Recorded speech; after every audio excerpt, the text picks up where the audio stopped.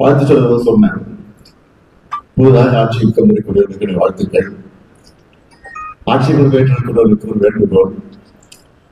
திராவிட model ஆட்சி காலத்தில் நிறைவேற்றிருக்கக்கூடிய திட்டங்களை எல்லாம் நீங்கள் தொடர்ந்து நிறைவேற்ற வேண்டும் என ஒரு கோரிக்கை வச்சார். ஆக நாம் வைத்திருக்கக்கூடிய கோரிக்கை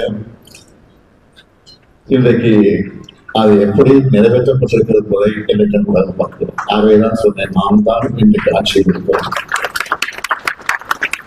நான் தேர்தல் இடத்துல சொன்னேன், இந்த திட்டம் இருக்கிற வரைக்கும் நாம் பெண்களுக்கு, மாணவர்களுக்கு, மாணவிகளுக்கு செய்திருக்கக்கூடிய சாதனைகள் எல்லாம் யாராலும் மாற்றிட முடியாது. ஆக திட்டம் நடக்கிற வரைக்கும் திராவிட மாடல் ஆட்சி தான் தமிழ்நாட்டில் நடந்து நான் சொன்னேன். அதுதான் இன்றைக்கு கிடைக்கக்கூடிய.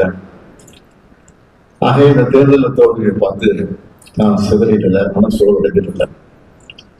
234 தொகுதிகளில் இன்றைக்கு என்னென்ன எப்படி வெற்றி பெற்றிருக்கிறோம், எப்படி வெற்றி இருக்கணும், என்ன காரணம் அதை பற்றி ஆய்வு செய்வதற்காக நான் ஒரு குழுவை நியமிச்சிருக்கிறோம்.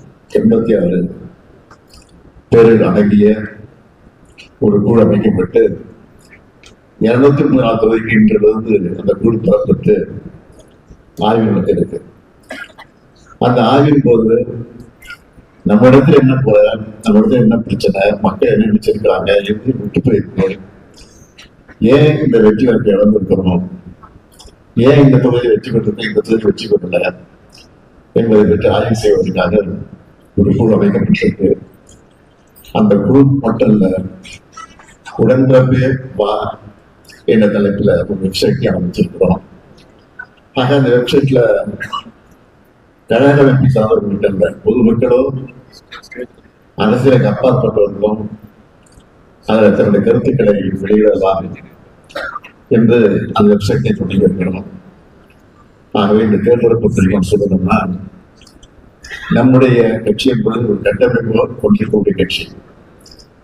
எப்போ நாடாளுமன்ற தேர்தல் முடிஞ்சதோ, நாடாளுமன்ற தேர்தல் முடிந்ததற்கு பிறகு நாம் நம்முடைய பணியை தொடங்கிட்டோம். தேர்தல் பணியை, சட்டமன்ற தொகுதியில் தேர்தல் பணியை நாம் அப்படியே தொடங்கிட்டோம்.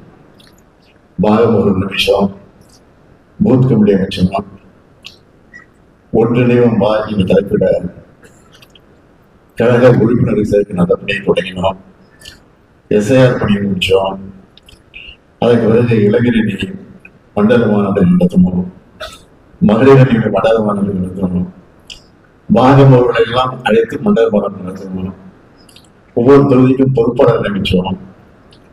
மண்டல அளவில் அதற்கும் சில பொறுப்பாளர் அமைச்சோம். இவ்வளவு பணிகளையும் செஞ்சு ஏன் நாம் ஆட்சி பெற முடியல?